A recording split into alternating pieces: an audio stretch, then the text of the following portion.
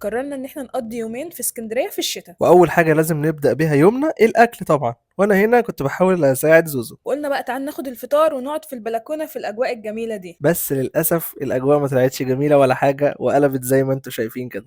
الدنيا غيمت جامد والحل الوحيد ان احنا نقعد في البلكونة. ان احنا نجيب البطاطين ونقعد بيها زي ما انتم شايفين كده. قلنا نتقل في اللبس وننزل نشوف البحر، مش معقول هنيجي لغاية اسكندرية وما نشوفش البحر. بس للاسف ما لقيناش غير الكلب الجميل ده هو الوحيد اللي معانا في الشارع.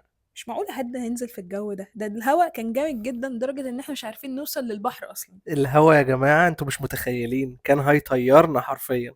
وعشان نقدر ناخد خطوة لقدام كنا نضطر ان احنا نجري. وقعدنا خدناها جري لحد ما وصلنا على البحر، انا كنت بطير حرفيا وكأني بعمل سكاي دايفنج. واخيرا وصلنا للبحر الحمد لله.